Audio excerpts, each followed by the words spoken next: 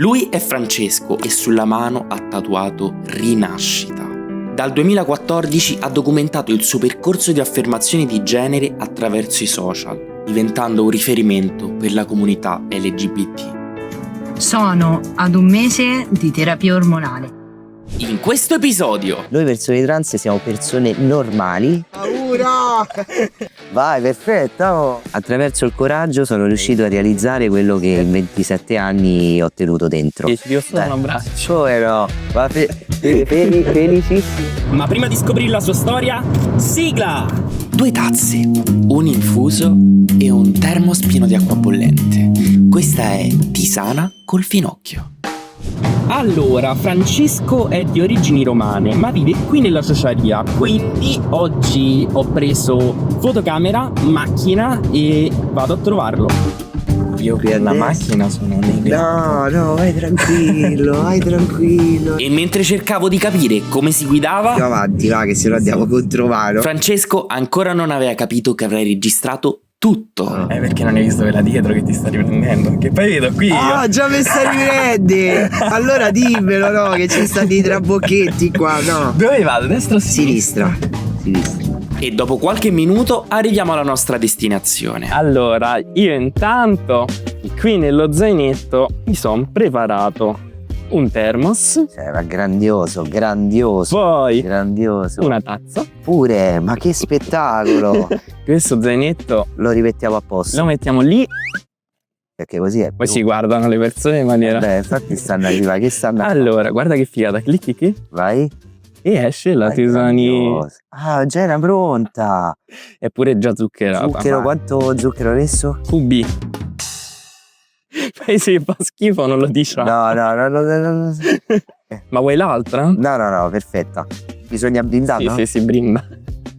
Dopo aver fatto un sorso ed esserci rilassati, Francesco inizia a raccontarmi la sua storia. Io nasco 37 anni fa come una bambina di nome Luna, e crescevo, il tempo passava, io mi guardavo allo specchio e dicevo caspita, ma io non sono una bambina, non sono come le altre bambine, non c'era congruenza tra il mio corpo e la mia anima. E quando ne parlavo con gli amici o con le mie amiche, no, ma sai, questo è solo un periodo. Poi nel corso della mia vita ho intrapreso all'età di 27 anni, quindi in età anche abbastanza avanzata, il percorso di affermazione di genere. Il 27 novembre sono rinato, il 27 novembre del 2018, quando ho sentito di affrontare gli interventi chirurgici. Perché? Non per capriccio, non per moda, come molte persone possono pensare, ma per un'esigenza, l'esigenza di vivere. Esagitato. Io sentivo di sopravvivere, non ero io, e questo mi ha dato la possibilità di cominciare a vedere il mio sorriso attraverso lo specchio, cosa che per tanti anni Per 27 cercavo anche di anni, coprire. cercavo. Sì, ho cercato di coprire, quindi mettevo delle buste, mia madre non comprendeva, diceva ma com'è possibile?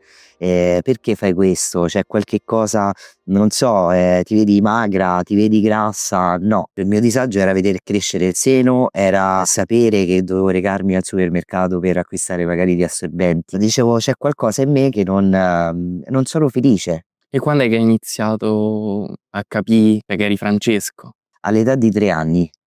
All'età di 3 anni io ricordo che mia madre mi portò a una scuola di danza classica, quindi parliamo di 3 scuola. anni non sì. sapevi nemmeno parlare. Ero proprio piccolino, mi ricordo che cominciai a correre, a piangere e uscii come un pazzo, cioè nel senso che ovviamente per quello che era un bambino di 3 anni, che comunque io giocavo con tutti quelli che erano i giochini da maschio. Mia madre mi regalava Ciccio Bello, Baby Mia, che erano tutti bambolotti, bambole, non so per quale motivo tagliavo tutti i capelli.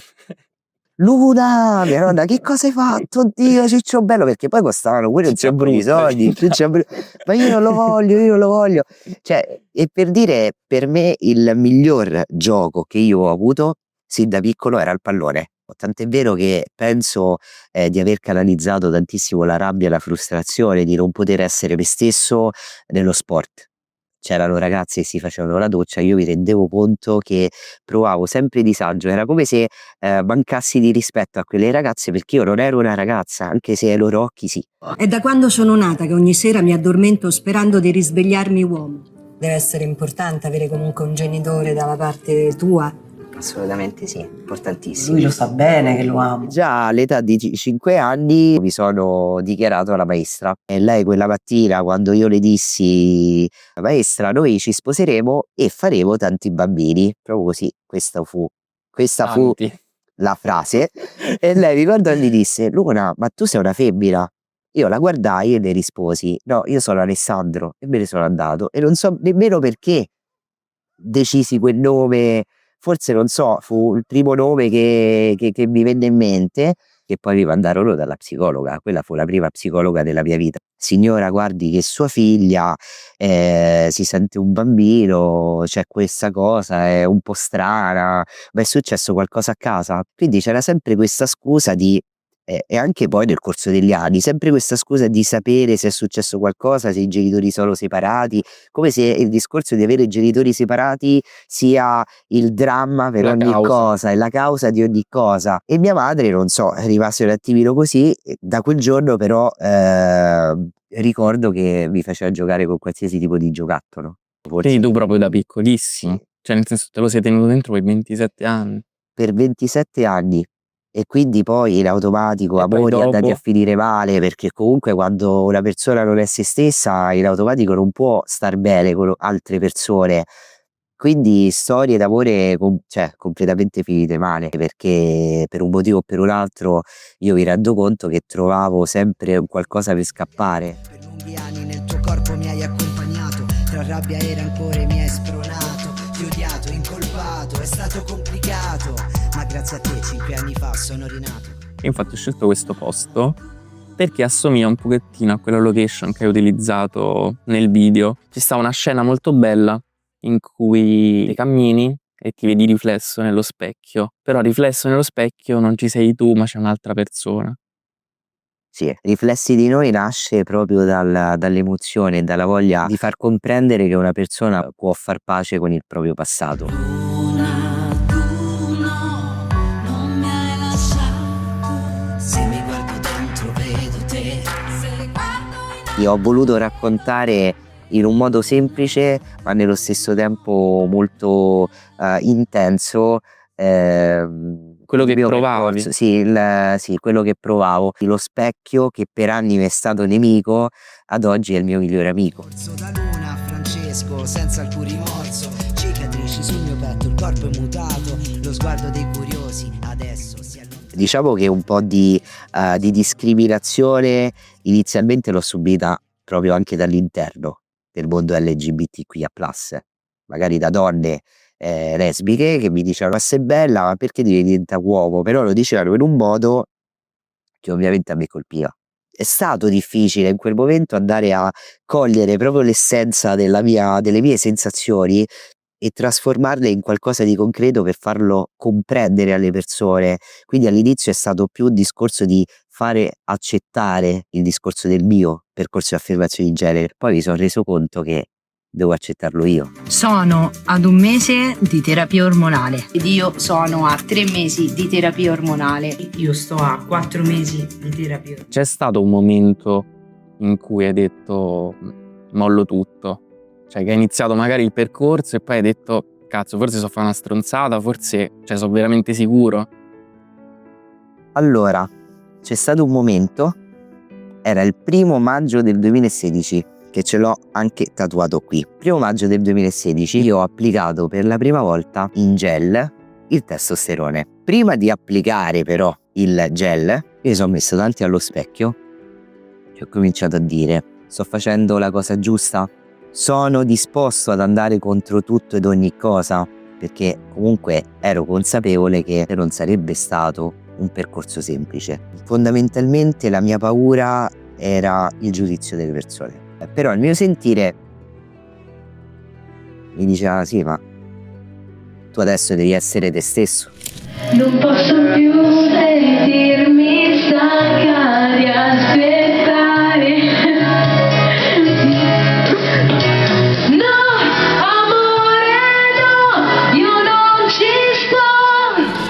come se io per 27 anni ho chiuso in un involucro la mia anima e proteggevo la mia anima. E il discorso poi di farla uscire e mostrarla, perché poi nel 2014 fui il primo a parlarne su Instagram e su Facebook. Vedrete dei cambiamenti fisici in me. Vedrete spuntare la barba, i lineamenti saranno più marcati e da lì inizierà il vero e proprio percorso. Avevo un po' paura, ne sono all'altezza di poter far capire e comprendere alle persone che cosa significa. Tutto questo pensiero io ce l'ho avuto nel giro di 3 secondi, poi mi sono guardato e ho detto caspita, però aspetta, io adesso assumo per la prima volta il testosterone, io finalmente potrò guardarmi allo specchio e dire non vedo l'ora di far vedere davvero al mondo quello che sono sempre stato e che però non avevo questa possibilità.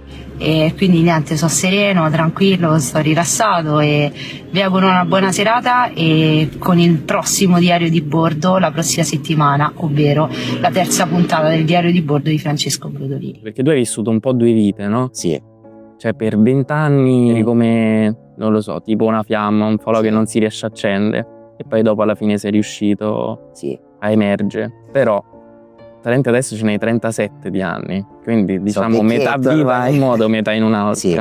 Io infatti dico sempre che ho avuto la possibilità di nascere e rinascere senza morire una volta sola. Anche se in quei 27 anni sei stato male, no?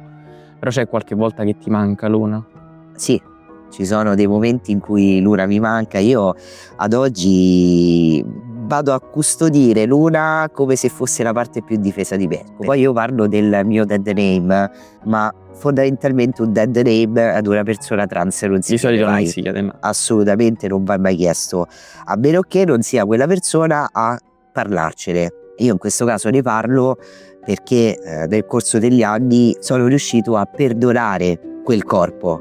Prima non mi volevo bene, non ero molto, non utilizzavo quella saggezza che ad oggi c'è, ma fondamentalmente senza quel corpo io oggi non sarei qui, perché il corpo di Luna, il corpo di Francesco, io dico solo un po' più maturato, ma io sono la stessa identica persona, con la differenza che ad oggi sono felice, sono me stesso.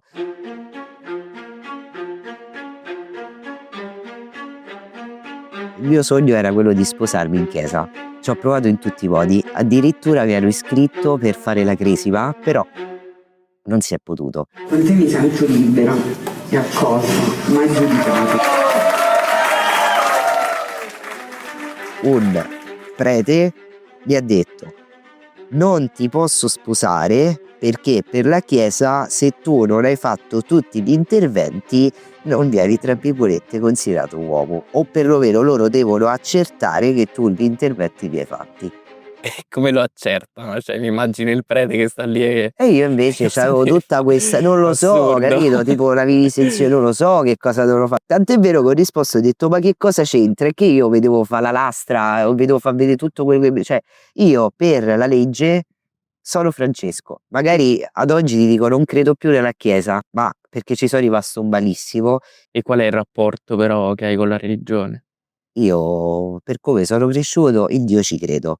A questo punto, per tante altre cose accadute in generale, come questa cosa qui, del fatto che non mi hanno sposato in chiesa, come il fatto anche di andare a chiedere una sorta di estratto di nascita, di battesimo, e sono andato in chiesa, ma hanno ricominciato ad inveire, no? Perché i tatuaggi, no? Perché tua moglie è più grande di te, no? Perché tu devi firmare come Luna. No, io firmo come Francesco, non firmo come Luna. Io per la legge sono Francesco. Fondamentalmente non dobbiamo essere etichettati come quelli strani, anche io sono figlio di Dio e Dio non è che ci va a vedere come siamo fatti fisicamente, cioè Dio ci ama perché siamo noi. Spesso commentano con ignoranza pure magari il percorso di transizione, pensano che uno si sveglia così dalla mattina Sì. e decide ok, oggi mi sento Magari così. fosse stato così semplice, no? Nel senso, quello si è svegliato una mattina e si è sentita. Cioè, c'è comunque proprio degli step da seguire, c'è sempre quella speranza che chi mi ha insultato teoricamente capisce. possa capire. Per esempio questa cosa è successa 2 anni fa, un ragazzo ha cominciato a insultarmi pesantemente: vengo a casa, ti ammazzo, so dove abiti, tutte queste cose qui. Poi sparito, ho detto ecco qua, mi devo aspettare qualcosa.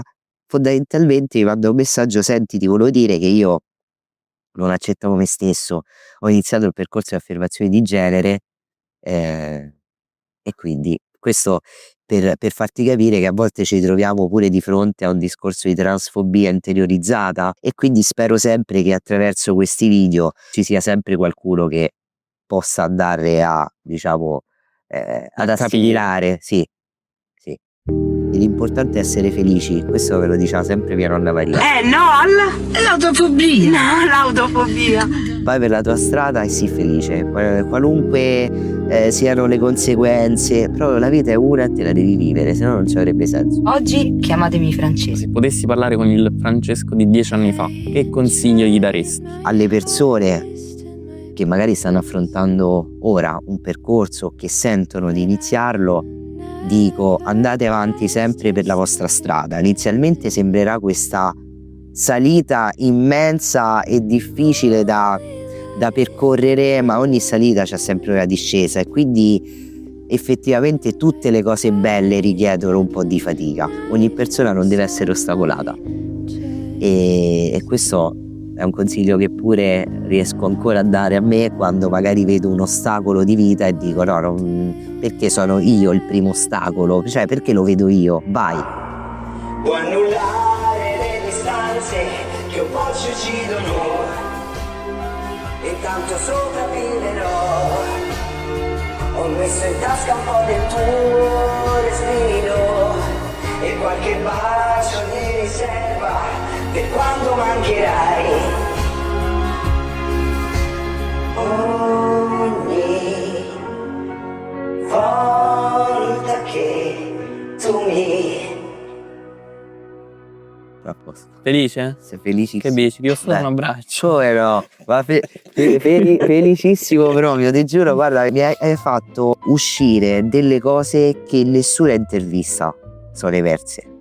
Poi lo diciamo alla moglie di Francesco che fa la psicologa. Mo mi iscrivo a psicologia, mi metto così. Vabbè, Lycos e mano, dai, si può fumare ogni tanto su Lycos. La censuriamo. No, a me piacciono tantissimo i tuoi video, proprio anche come sono impostati, in modo semplice, chiaro, ma nello quelli stesso più tempo seri o quelli dettagliato. più Guarda, di sia quelli, cazzeggio? no, sia quelli di cazzeggio che quelli più seri, perché comunque anche quelli che sembrano di cazzeggio alla fine sono quelli che comunque ti lasciano poi quella porta aperta, no? Nel dire: caspita, è vero, caspita, come si possono migliorare le cose, no? Ed è quello che serve. Ah, comunque figo questo inquadratura. Che poi io mi metto così, ascolto, mi sembro la Io poi Fagnani. questo posso E questo. tu che bella ti senti? Sì, no, ci sta, però. Ah, ma già mi sta riprende. Sì, questo è da... Oddio, che figuraccia. C'hai pure il microfono qui su. Uno ce l'ho attaccato addosso e uno qui. Cioè, ma che paura! È finita, non So, te ne però, chiederò altro. Non ce la faccio, perché sennò pure me poi devo andare a fare pipì. Andiamo dietro la siepe, quella lì. Hai preso il Ho detto basta. No, vabbè.